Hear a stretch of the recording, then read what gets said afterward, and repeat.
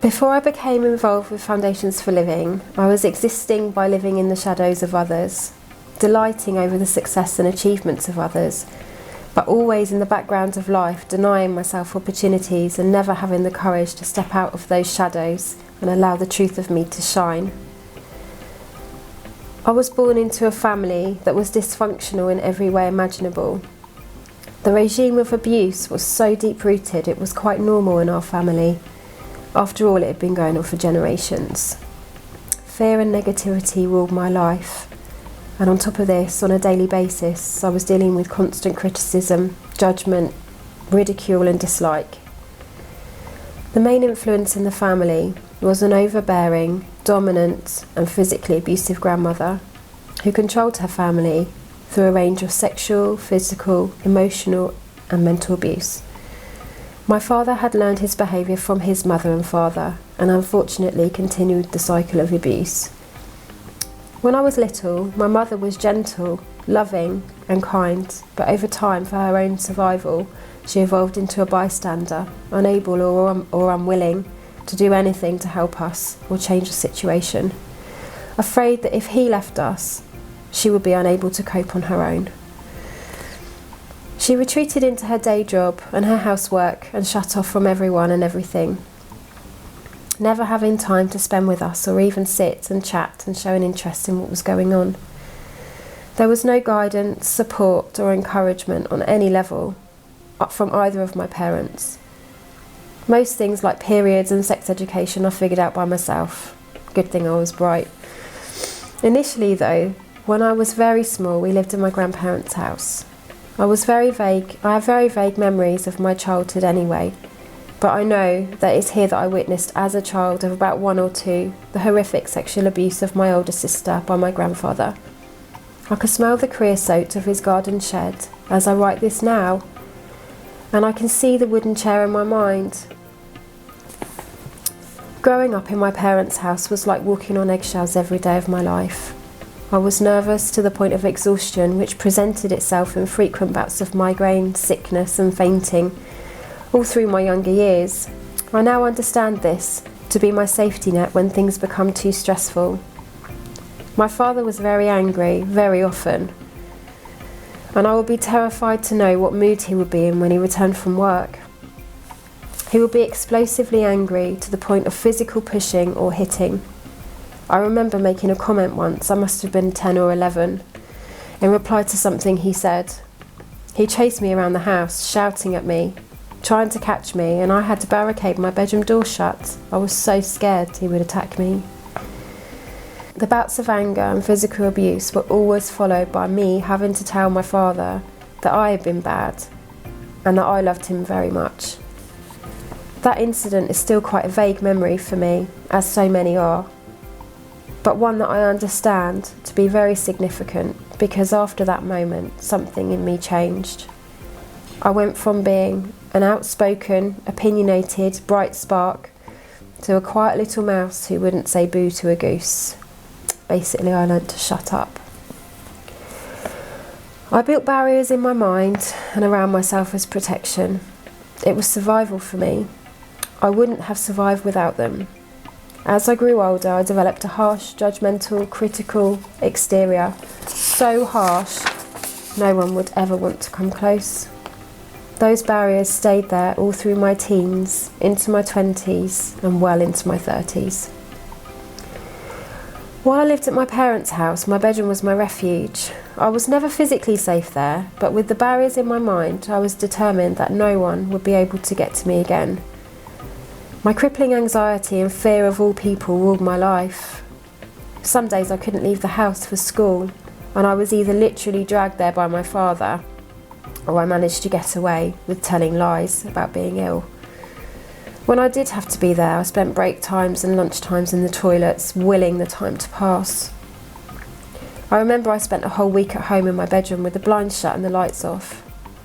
I wouldn't eat. My mother used to bring my meals up on a tray. I would stare at the food wanting to eat it, perhaps having a tiny taste. My mother is a great cook. But denying myself its comfort and nourishment. I must have been about 12 or 13 by this time. So confused and unsure about what I was feeling, completely alone with no one to talk to. It was like I was invisible and I didn't exist. Everyone carrying on busily with their own lives, unable to see the pain I was in.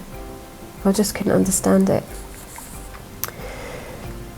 In my desperation, I left home at the age of 16. I had good GCSEs and had started my A-levels, which I hoped would give me the wings I needed to get out of my home situation for good. I found a social worker through a friend, and I was able to gain the confidence to claim benefits and rent a room from a lady that I used to babysit for. Unfortunately, after a few months I had to leave because my father made things very difficult for their family to have me stay. I didn't realise, but there was a Masonic connection. I loved this time though, as I was a kind of live-in nanny for their child, and for the first time I felt like I was part of a family. I went to live with a friend from college after that, but things didn't work out, and I knew I would be homeless if I didn't go back to my parents' house.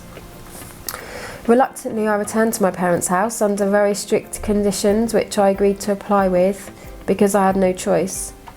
I wasn't surprised that they didn't seem happy to welcome me home. Life back home was still very serious most of the time. Any fun and laughter was born out of ridicule and criticism for another member of the family, and I just didn't care much for that. I stayed just until I could leave home again for art college in London. This was real freedom to me, but without financial support from my parents, very soon I was struggling to make ends meet.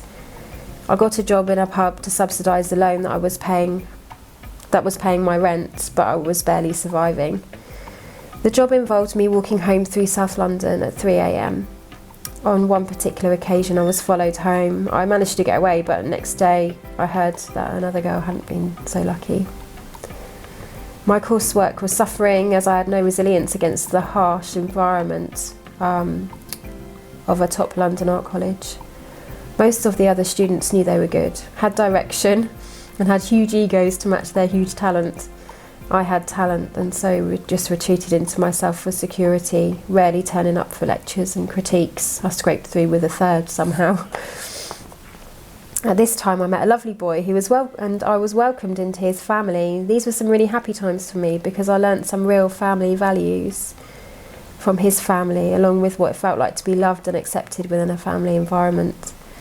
It all soon went horribly wrong when I hit my own self-destruct button because I wasn't used to experiencing happiness and allowing other people into my life. I had an inbuilt mistrust for all people. The nicer they were to me, the more reason I had to doubt them. I had seen manipulation from a tender age. It caused me to act in ways that could only ever cause me and those around me harm. My own barriers have caused me to shut off from my emotions, and as a consequence I have become a very resentful and self-critical person, denying myself of all pleasure and happiness. Needless to say, when I eventually got married, it was a disaster. That is apart from the two beautiful daughters who have so much to show me and who help me every day to stay connected with my emotions. I remember lying on my bed asking for help. Not so much asking for help actually, but feeling as though I just couldn't carry on like this anymore. I had no friends, no close family, and I was terrified I was going to repeat the patterns of my past. A short time after that, I popped into my local natural health centre as I noticed they were able to do Reiki, something I dabbled in previously, and I picked up a business card. Raven, creating positive foundations for living, and that's what it said on the card. I met Raven unexpectedly. I didn't realise that this was the same person whose card I picked up a month or so earlier. It was a very wet day at a mutual friend's house. I was very suspicious for a number of reasons. For one thing, I trusted no one, and for another, Raven represented all things that I feared most in the world. Regardless of those feelings, I decided to trust. I took a huge leap of faith that day, because quite simply, life just couldn't get any worse for me. It was high time to start living and start giving to myself, start living the way I was supposed to be living.